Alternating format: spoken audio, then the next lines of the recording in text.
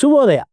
ಒಂದಿನ ಒಬ್ಬ foreign return Bangalore international ಏರ್ಪೋರ್ಟಲ್ಲಿ ಬಂದು ಇಳಿದ್ಬಿಟ್ಟು ಒಂದು ಟ್ಯಾಕ್ಸಿ ತೊಗೊಂಡು ಅವ್ರ ಊರ ಕಡೆಗೆ ಹೊರಡ್ತಾನೆ. ಆ ಟ್ಯಾಕ್ಸಿ ತೊಗೊಂಡು ಅವ್ರ ಊರ ಕಡೆಗೆ ಹೊರಡಬೇಕಾದ್ರೆ ಆ ಟ್ಯಾಕ್ಸಿ ಡ್ರೈವರ್ ಹತ್ರ ಹೇಳ್ತಾನೆ, ನನ್ನ ಹತ್ರ ಇಂಥ ಡಿಗ್ರಿ ಇದೆ, ಇಂಥ PhD ಇದೆ, ಅದಿದೆ, ಇದಿದೆ ಅಂತ ಹೇಳ್ಕೊಂಡು ಕೊಚ್ಕೊಂಡು ಹೋಗ್ತಾನೆ. ಅವ್ರ ಊರ ಹತ್ರ ಹೋಗಿ ಇಳಿತಾನೆ.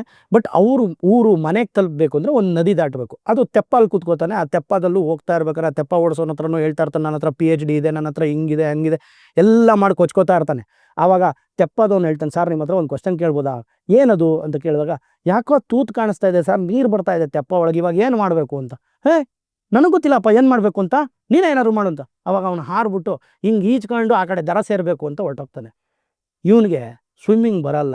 ಅದಕ್ಕೆ ಹೇಳೋದು, ನಿಮ್ಮ ಹತ್ರ PhD, ನಿಮ್ಮ ಹತ್ರ ಡಿಗ್ರಿ ಏನೇ ಇದ್ರೂ, ಎಂಥ ಹೈ ಲೆವೆಲ್ ಎಜುಕೇಷನ್ ಇದ್ರೂ life lessons R most important.